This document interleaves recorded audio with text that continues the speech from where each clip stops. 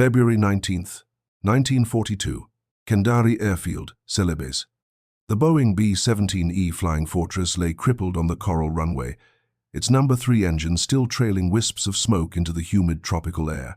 Serial number 41 to 2429 had crash-landed barely 12 hours earlier, its crew escaping into the jungle as Japanese naval infantry swept across the airfield.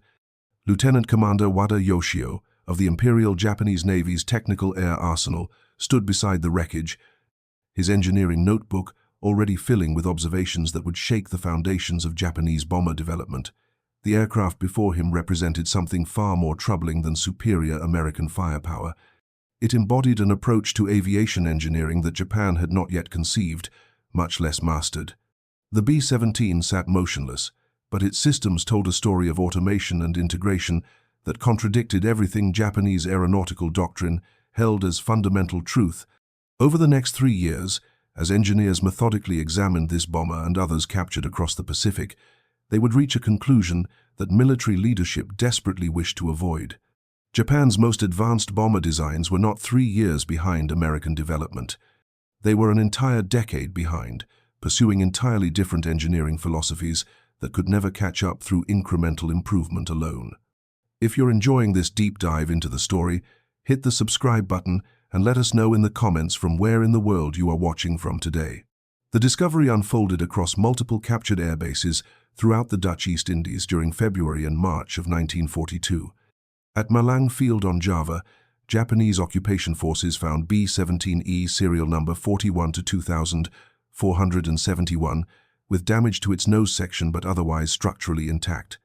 At Singosari Airfield, another B-17 awaited examination, this one having suffered engine damage during its final mission but with its internal systems remarkably preserved.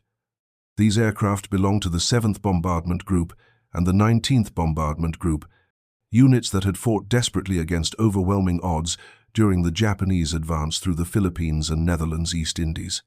Captain Tanaka Hideaki, an aeronautical engineer attached to the 23rd Air Flotilla, documented the initial assessment of the Malang aircraft in a technical report dated March 7, 1942. His observations focused immediately on what he termed the aircraft's systematic integration of automatic functions. The B-17 featured interconnected systems that operated with minimal pilot intervention, a design approach fundamentally alien to Japanese aircraft engineering. Japanese bombers required constant attention from flight engineers who manually adjusted fuel mixture, monitored engine parameters, regulated cooling systems, and coordinated propeller pitch. The American bomber automated these functions through mechanical and electrical systems that Japanese designers had considered theoretically possible but practically unachievable given industrial constraints. The Imperial Japanese Navy's Technical Air Arsenal at Yokosuka received orders in late March to prepare comprehensive evaluation protocols for captured American aircraft. The arsenal, established in 1918 and expanded significantly through the 1930s, represented Japan's primary center for aeronautical research and development. Its engineering staff included graduates from Tokyo Imperial University and other elite technical institutions, men trained in the latest aeronautical theory and familiar with international aviation developments through technical journals and pre-war academic exchanges. These engineers understood advanced concepts in aviation design. What they lacked was not theoretical knowledge, but industrial capacity to implement sophisticated automated systems at scale. Technical teams arrived in Java and Celebes during April, tasked with documenting every system aboard the captured B-17 seconds. They brought precision measuring instruments, photographic equipment, and detailed questionnaires designed to assess every aspect of American bomber design. The evaluation would require months of painstaking work, hampered by language barriers in translating captured technical manuals and the sheer complexity of systems unlike anything in Japanese service. Engineers had to reverse engineer operating principles from physical examination, since captured documents often referenced American industrial standards and manufacturing processes completely foreign to Japanese practice. The fuel system provided the first major revelation about American automation philosophy. Japanese bombers employed manual fuel management, requiring flight engineers to monitor consumption, balance loads between tanks, and manually switch fuel feeds to maintain proper aircraft trim. The G-4M medium bomber, entering service with Japanese naval air units during 1941, carried fuel in unprotected wing tanks that required constant monitoring. Flight engineers tracked fuel levels using manual gauges and switched between tanks according to predetermined schedules designed to maintain center of gravity within acceptable limits as fuel burned off during long-range missions. The B-17's fuel system operated on entirely different principles. Engineers examining the captured aircraft documented an automated fuel management system using electrical pumps, pressure regulators, and transfer valves controlled from the pilot's station.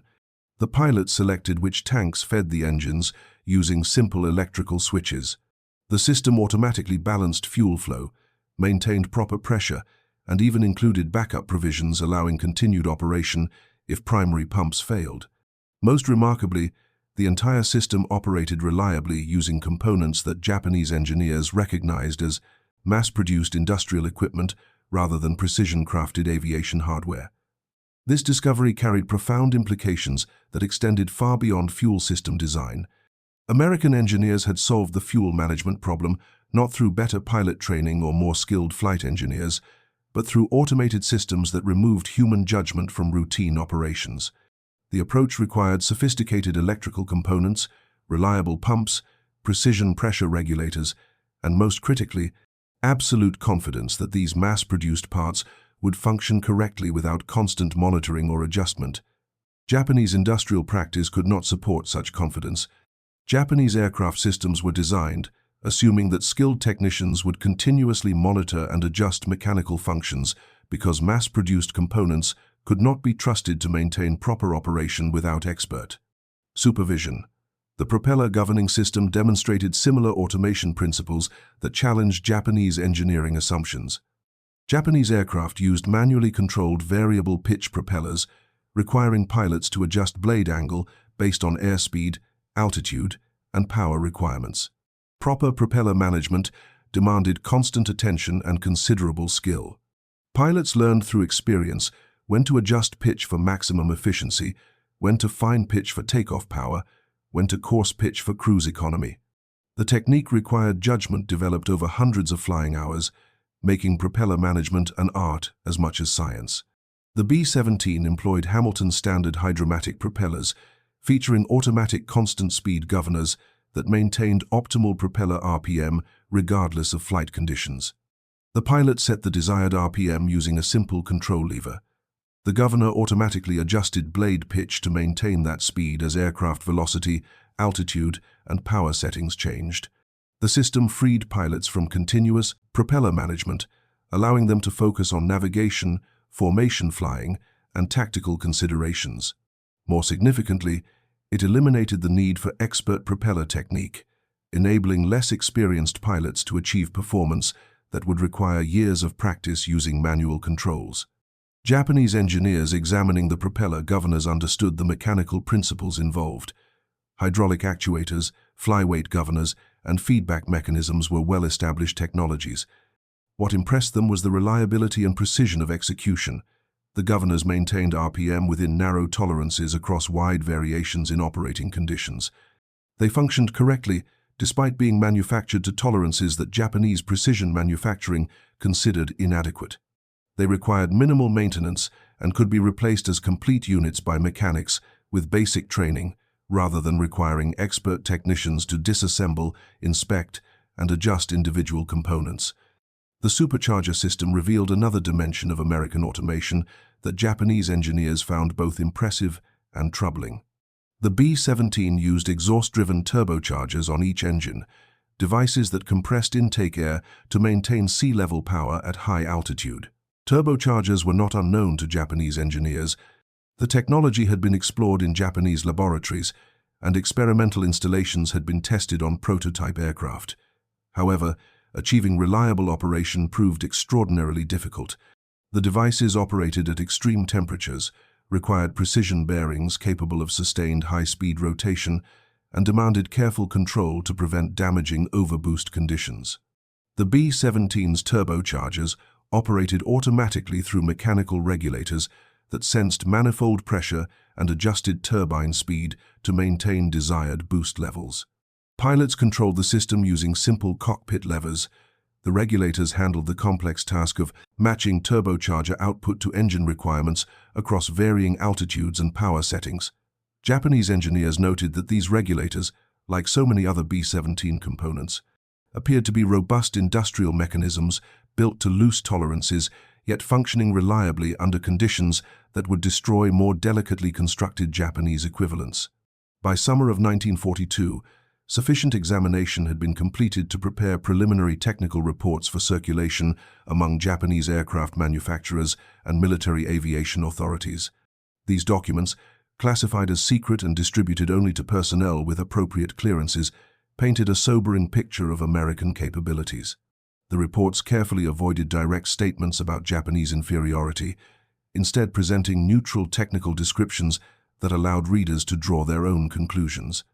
The conclusions were inescapable to anyone who understood aviation engineering and industrial manufacturing. Mitsubishi Heavy Industries, manufacturer of the Navy's G-4M bomber and Army's Ki-67 bomber, received copies of the B-17 evaluation reports in August 1942. Chief designer Kiro Honjo, responsible for the G-4M program, studied the American approach to automated systems with particular interest. The G-4M had been designed to maximize range and payload at the expense of crew protection and system redundancy. It achieved remarkable performance for a medium bomber, carrying substantial bomb loads over distances exceeding 3,000 kilometers. However, it required skilled crews to manage its systems and remained vulnerable to battle damage that would be survivable in more robust designs. Honjo understood immediately what the B-17 represented. American designers had prioritized crew survivability, system redundancy, and operational simplicity over absolute performance maximization. The resulting aircraft might not achieve the absolute maximum theoretical range or payload, but it could be flown effectively by average pilots, maintained by ordinary mechanics, and kept operational under combat conditions that would ground more temperamental designs. Most critically, it could be mass-produced using industrial methods that didn't require armies of skilled craftsmen to hand-fit components and adjust systems. The electrical system aboard the B-17 provided perhaps the most striking example of American automation philosophy. Japanese bombers used relatively simple electrical systems, providing power for essential functions like engine starting, lighting, and radio equipment. Most systems operated mechanically or hydraulically, minimizing dependence on electrical power that was considered unreliable given the limited capacity of generators and the vulnerability of electrical components to damage. Electrical failures in Japanese aircraft often required extensive troubleshooting by skilled technicians who understood circuit design and could trace faults through complex wiring. The B-17's electrical system was far more extensive, powering not just basic functions, but also operating numerous automated systems throughout the aircraft. Multiple generators provided redundant power supplies. Voltage regulators automatically maintained proper electrical levels regardless of load variations. Circuit breakers protected individual circuits, allowing failed components to be isolated without affecting other systems. Most remarkably, the entire electrical system used standardized components, switches, relays, generators, motors that appeared to be ordinary industrial electrical equipment adapted to aviation use rather than specially designed precision aviation components. Engineers noted that electrical junction boxes throughout the aircraft used terminal strips with clearly marked connection points. Wiring carried identification tags at regular intervals. Circuit diagrams were posted in accessible locations. The entire system seemed designed, assuming that maintenance would be performed by electricians with basic industrial training rather than specialists in aviation electrical systems. This design philosophy made sense only if one assumed reliable mass production of electrical components to consistent standards, widespread availability of replacement parts, and maintenance personnel trained in standardized repair procedures rather than expert troubleshooting. The hydraulic system demonstrated similar standardization and redundancy principles. Japanese bombers used hydraulic power for essential functions like landing gear retraction and brake operation, but systems remained relatively simple to minimize failure points and reduce maintenance requirements.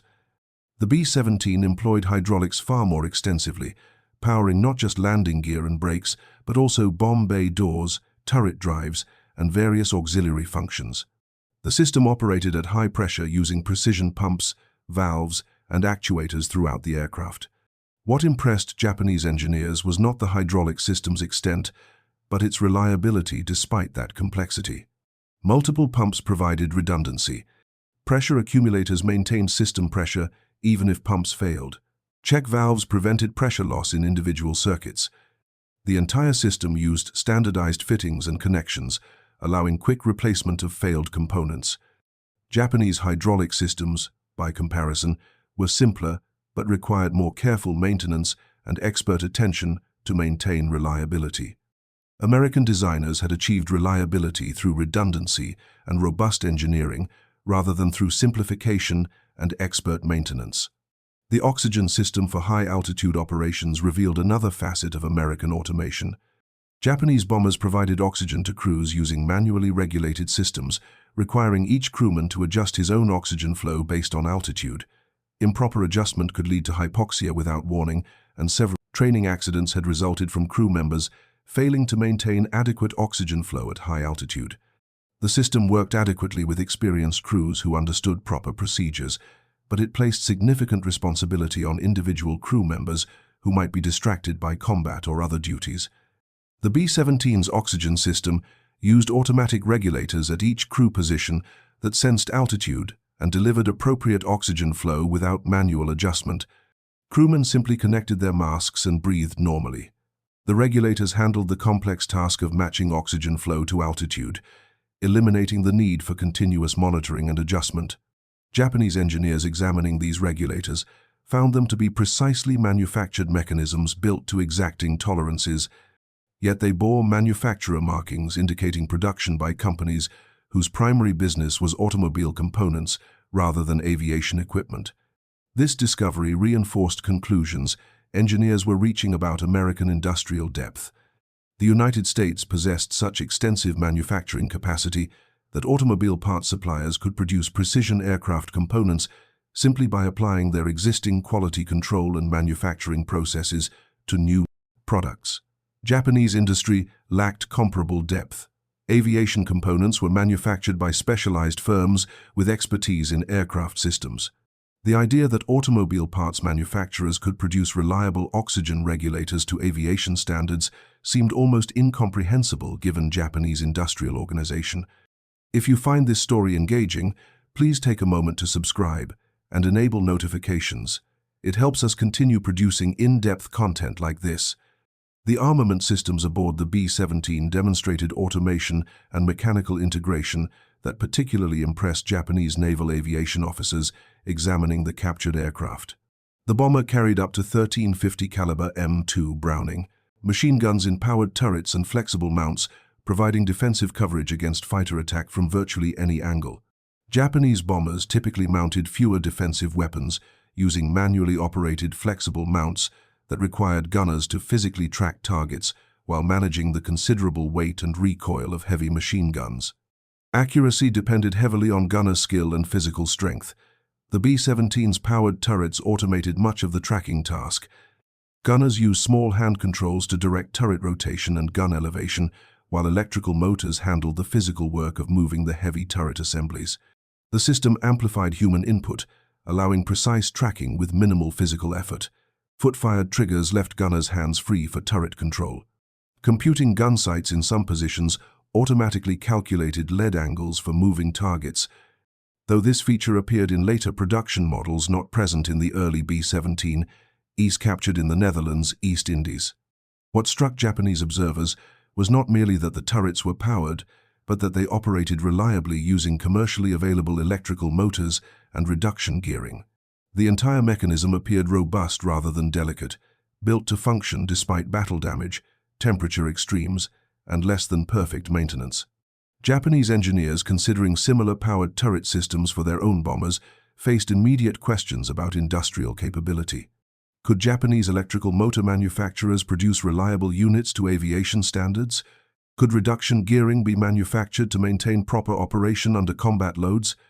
Could the electrical system provide sufficient power for multiple turrets without compromising other essential functions? The bomb release system provided another example of automated function replacing manual operation. Japanese bombers used mechanical bomb releases, requiring bombardiers to manually salvo weapons, using mechanical linkages from the bombardier's position to shackles in the bomb bay. The system worked reliably, but required careful maintenance of mechanical connections running the length of the aircraft. The B-17 employed an electrical bomb release system using solenoid-operated shackles controlled by the bombardier through simple electrical switches. The system required no mechanical linkages, reduced weight, simplified maintenance, and allowed more flexible bomb loading configurations. Japanese bombardiers practicing with captured B-17 seconds found the electrical release system remarkably simple to operate compared to mechanical systems requiring precise timing and coordination. More significantly, the electrical system could be easily modified to accommodate different bomb loads and configurations simply by rewiring electrical connections rather than adjusting complex mechanical linkages. This flexibility reflected American operational requirements, emphasizing adaptability and rapid reconfiguration rather than optimizing for a single specific mission profile.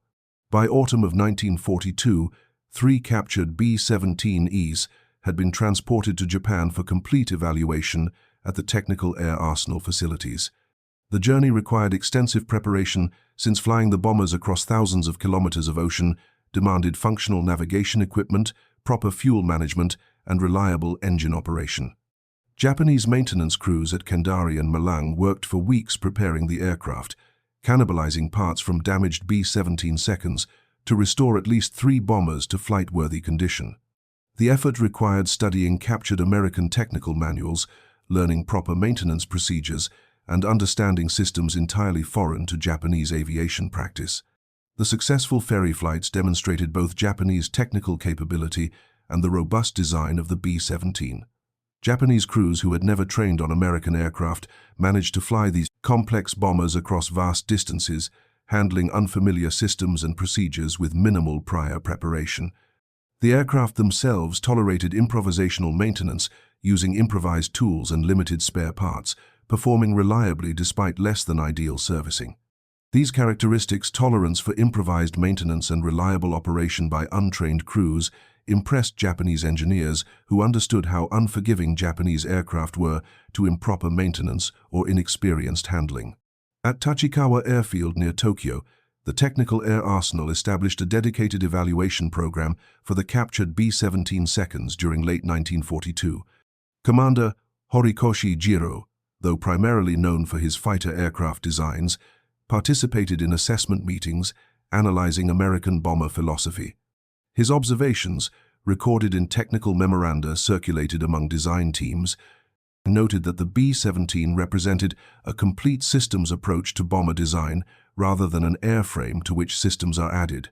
This seemingly subtle distinction carried profound implications for Japanese bomber development.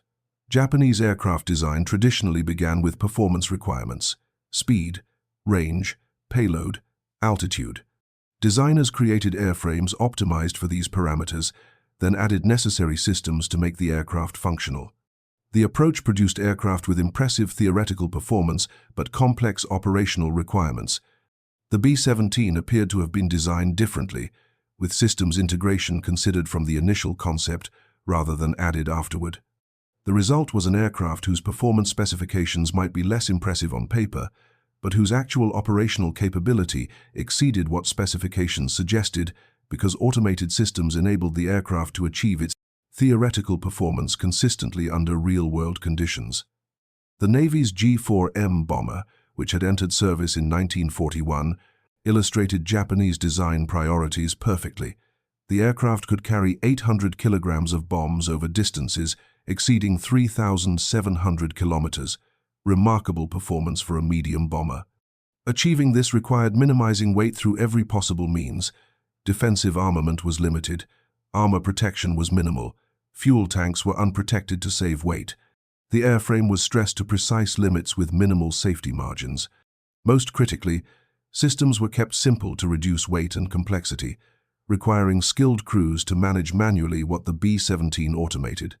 Combat experience with the G4M quickly revealed the costs of this design philosophy. The unprotected fuel tanks earned the aircraft a grim reputation among Allied pilots, who called it the flying lighter for its tendency to ignite when struck by gunfire. The limited defensive armament proved inadequate against determined fighter attack. The minimal systems redundancy meant that any significant battle damage usually resulted in aircraft loss. Crews had to be highly trained and experienced to operate the bomber effectively, and losses of experienced crews could not be easily replaced since training new crews to the required skill level took months. Japanese naval aviation authorities understood these problems but faced difficult choices about addressing them. Adding armor protection, self-sealing fuel tanks, and more defensive armament would reduce range and payload significantly. Implementing automated systems like those in the B-17 would require industrial capabilities Japanese manufacturers did not possess. The alternative was accepting higher casualties among aircrews, while hoping that superior Japanese training and fighting spirit would compensate for material disadvantages. This reasoning, common in Japanese military planning, assumed that qualitative superiority in personnel could overcome quantitative and technological disadvantages in equipment. The Army's heavy bomber program illustrated similar constraints and different priorities. Mitsubishi's Ki-67 Hiryu, which began development in 1941 and entered service in 1944, represented Japan's most advanced twin-engine bomber design. Unlike the Navy's G4M with its extreme focus on range, the Ki-67 emphasized speed, defensive armament, and crew protection. The aircraft featured armor protection for the crew, self-sealing fuel tanks, and heavy defensive armament, including a 20mm cannon in a dorsal turret. Performance was impressive. Maximum speed exceeded 540 km per hour, making it one of the fastest operational bombers of any nation. Yet even this advanced design employed manual systems throughout. Pilots managed propeller pitch manually. Flight engineers monitored engine parameters continuously and adjusted fuel mixture by hand. Gunners operated defensive weapons using manual mounts, requiring physical strength and skill. The aircraft performed superbly when flown by experienced crews who could manage all these systems simultaneously while navigating, maintaining formation, and executing combat missions. But training crews to the required proficiency level took extensive time, and combat losses of experienced personnel could not be quickly replaced. During 1943, as Japanese engineers continued their detailed examination of captured B-17 seconds, the discrepancy between American and Japanese approaches became impossible to ignore. Technical reports documented not just individual automated systems, but the underlying design philosophy that made such automation possible. American designers clearly assumed that aircraft would be flown by adequately trained but not expert pilots, maintained by mechanics with good basic skills but not specialized aircraft expertise, and operated under combat conditions that would inevitably result in battle damage and system failures. Every design choice reflected these assumptions. Japanese designers assumed aircraft would be flown by highly trained pilots, maintained by skilled aviation mechanics, and operated by crews who could manage complex manual systems while conducting combat operations. These assumptions had been reasonable when Japan's aviation forces consisted of carefully trained peacetime volunteers with years of experience. By mid-1943, with combat losses mounting and the need to rapidly expand aviation forces, these assumptions no longer matched operational reality. The veteran pilots and mechanics who could coax maximum performance from temperamental aircraft were being lost faster than they could be replaced. The captured B-17 seconds flew regularly from Fusa airfield adjacent to Tachikawa during 1943 and 1944, serving multiple purposes for Japanese military aviation. Fighter pilots practiced interception tactics against the four-engine bombers, learning proper approach angles and attack methods. Gunnery officers studied defensive fire patterns and developed tactics for neutralizing American gunners. Perhaps most importantly, engineers and pilots gained first-hand experience with American operational procedures, learning how American crews actually employed their aircraft in combat.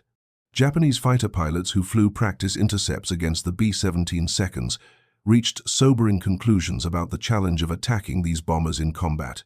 The overlapping fields of fire from multiple powered turrets created zones where attacking fighters faced intense defensive fire from multiple guns simultaneously.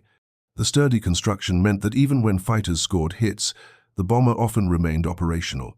Most troubling was the realization that every B-17 shot down would be quickly replaced by American factories, while Japanese fighter losses proved increasingly difficult to replace as aluminum supplies dwindled and experienced. Manufacturing workers were conscripted into military service. Actual combat reports from units encountering B-29 superfortresses over Japan in 1944 and 1945 confirmed what test flights against captured B-17 seconds had predicted. American heavy bombers proved extraordinarily difficult to destroy, even when Japanese fighters achieved successful intercepts. The automation that Japanese engineers had documented in captured B-17 seconds appeared even more extensively in the B-29, which featured remotely controlled defensive turrets, pressurized crew compartments, and advanced fire control systems that the B-17 lacked. The technological gap was widening, not narrowing. Japanese attempts to implement similar automation in their own bomber designs faced immediate industrial obstacles. The Navy's P-1Y Ginga, which entered service in 1944, featured some attempts at improved systems integration and crew automation.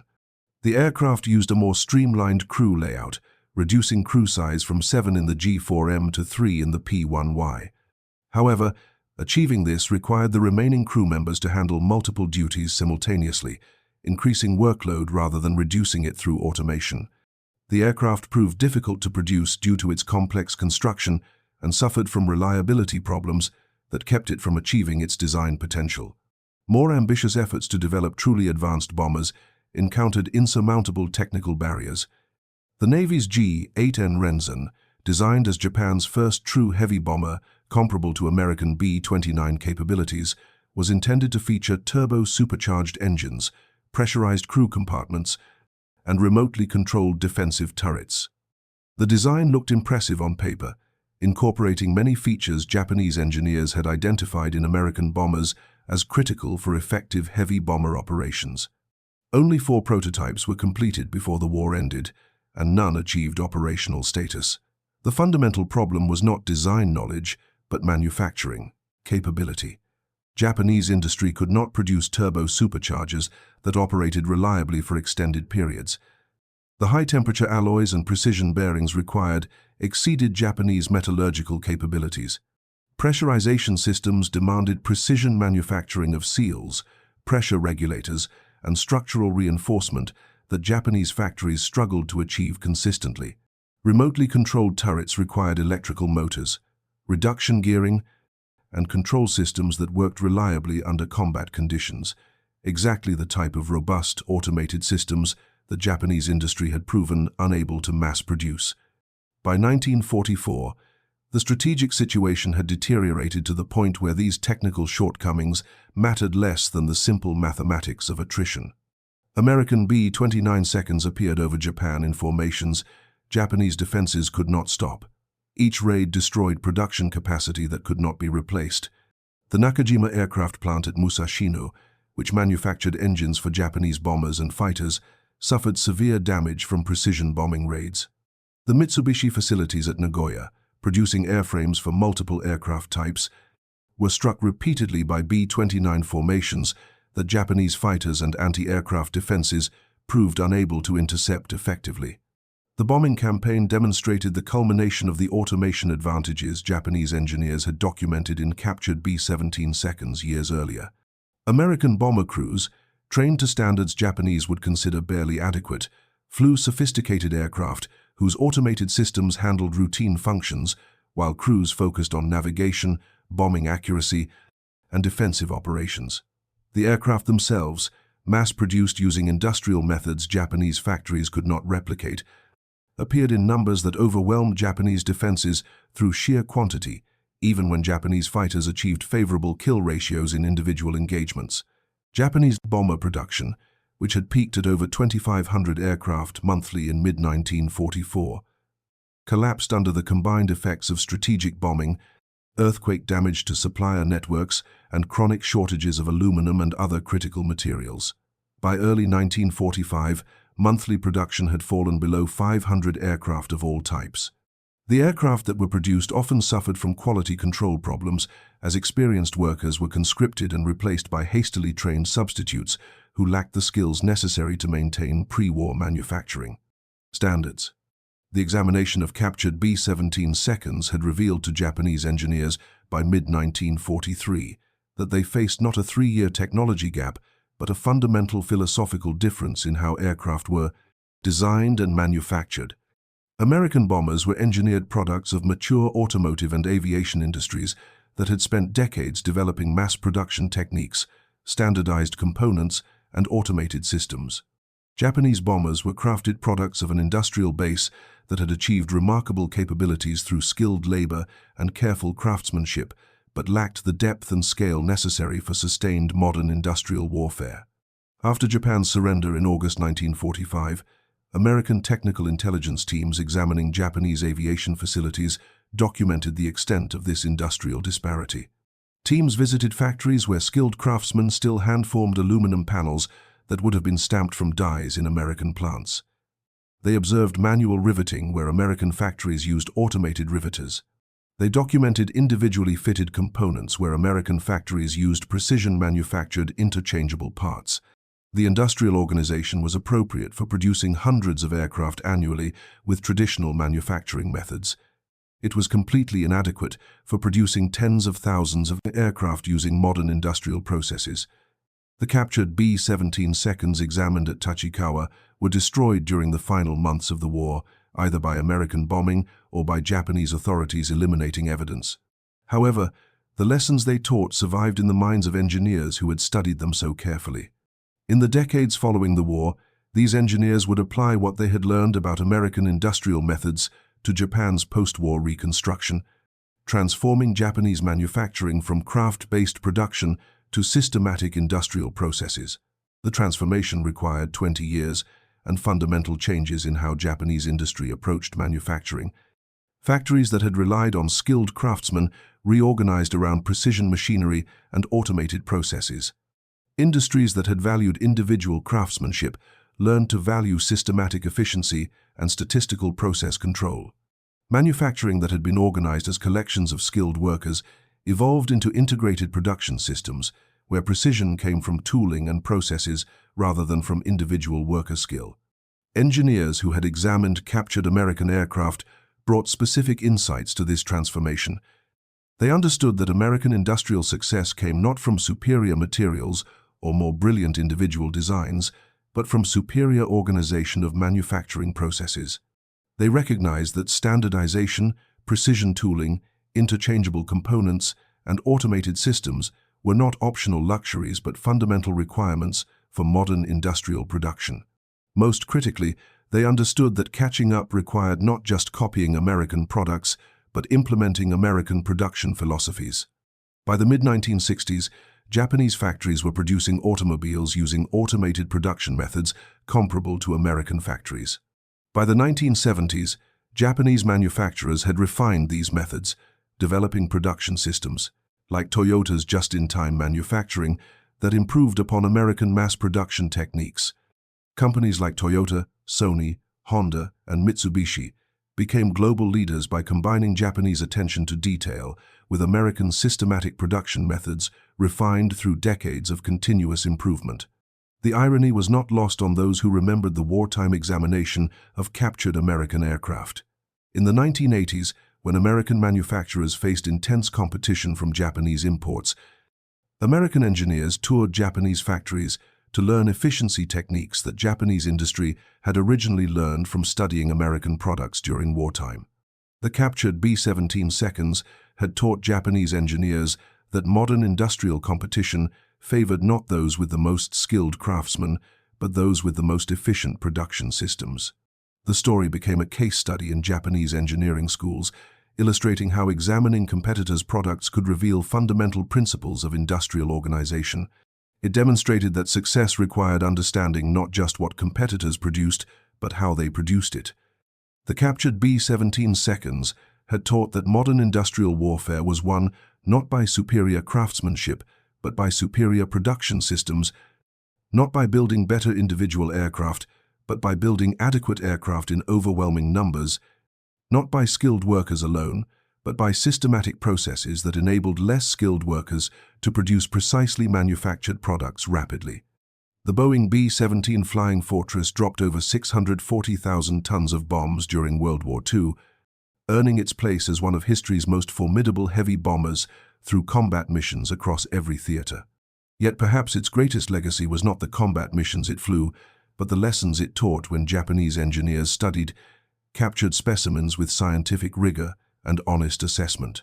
Those engineers discovered that American industrial dominance stemmed not from superior materials or more advanced designs, but from superior organization of manufacturing processes and systematic integration of automated systems.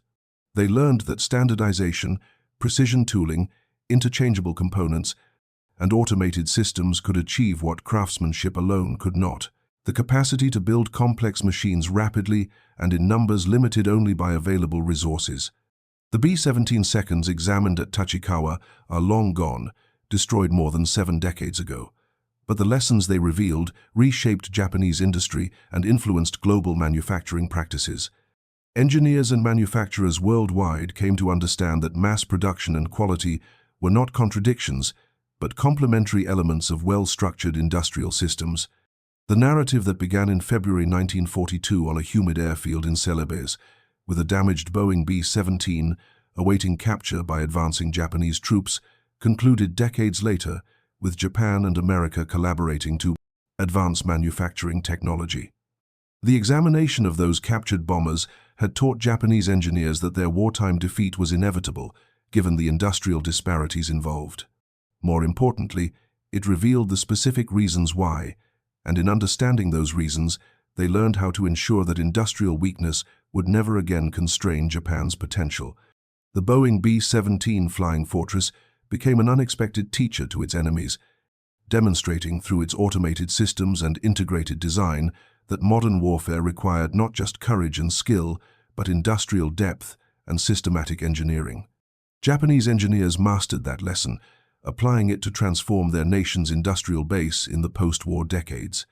The 10-year technology gap they had identified in 1943 was not in aerodynamics or engine power, but in fundamental approaches to industrial organization and systems integration. Closing that gap required not incremental improvements to existing methods, but wholesale transformation of manufacturing philosophy. The 3 captured B-17Es that had rolled across Tachikawa's runways carried serial numbers that American record keepers had long since written off as combat losses. Yet these aircraft served one final mission more significant than any bombing raid. They forced an entire nation's engineering establishment to confront uncomfortable truths about industrial reality versus theoretical knowledge.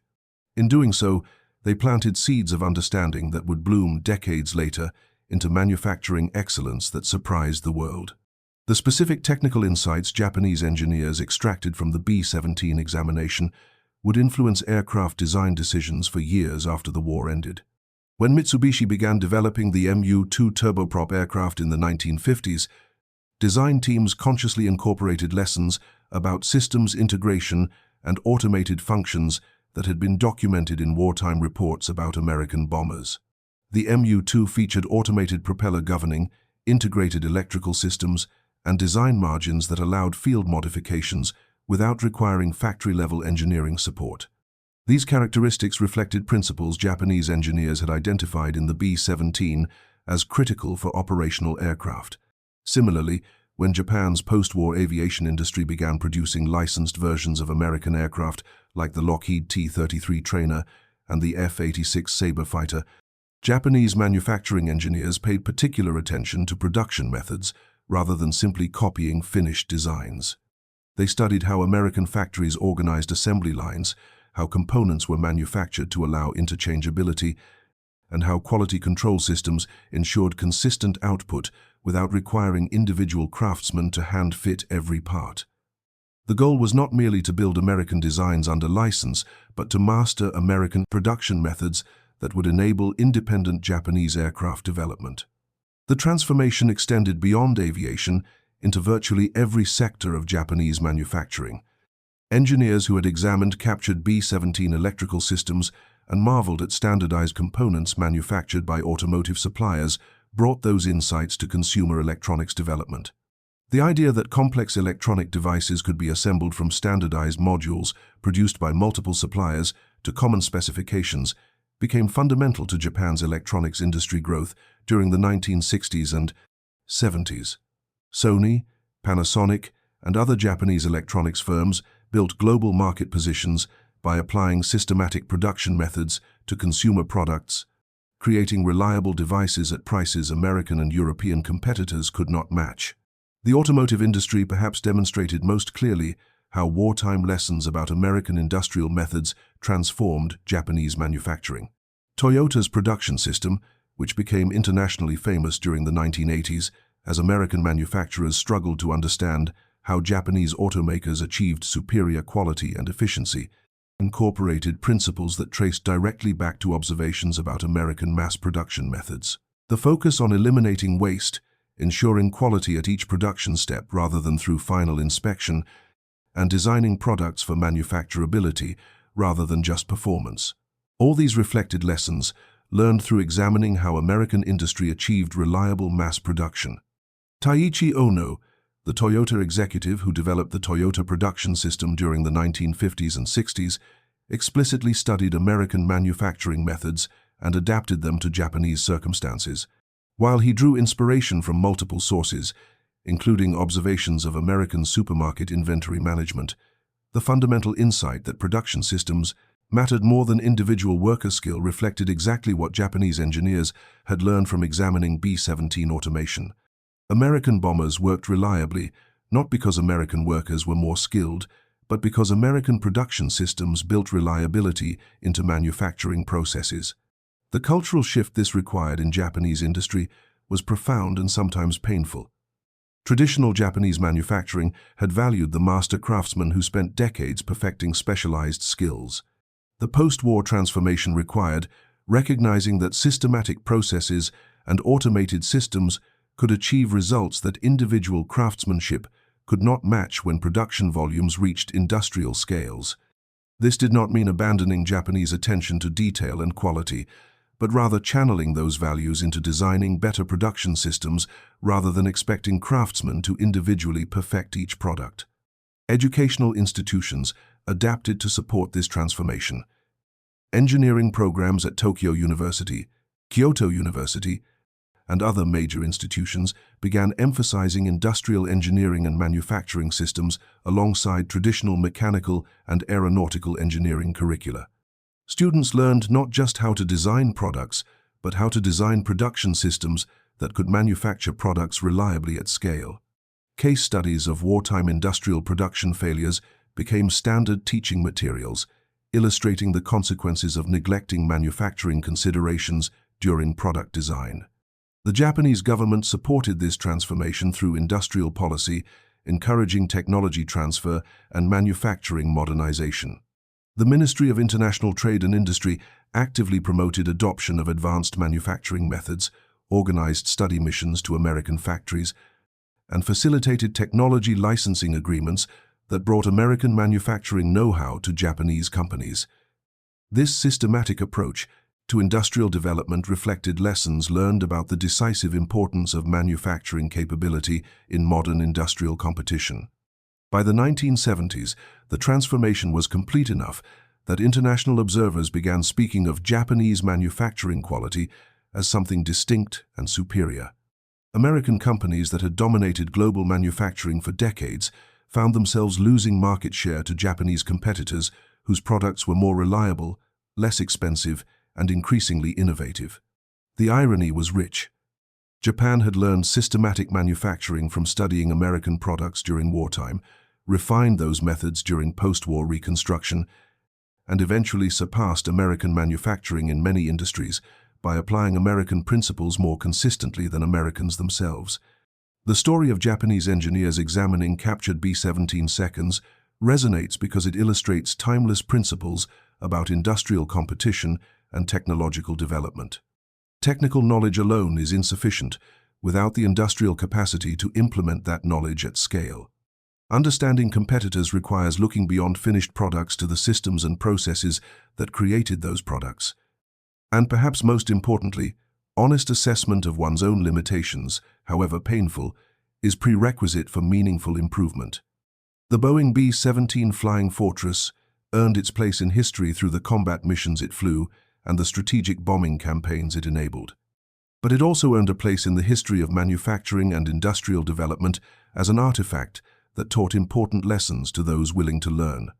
Japanese engineers who examined those captured bombers with scientific rigor and intellectual honesty discovered truths that would reshape their nation's industrial future. They learned that automation, standardization, and systematic processes were not American peculiarities, but fundamental requirements for modern industrial success, and they had the wisdom and determination to apply those lessons, transforming defeat into eventual industrial triumph. Thank you for watching. For more detailed historical breakdowns, check out the other videos on your screen now, and don't forget to subscribe.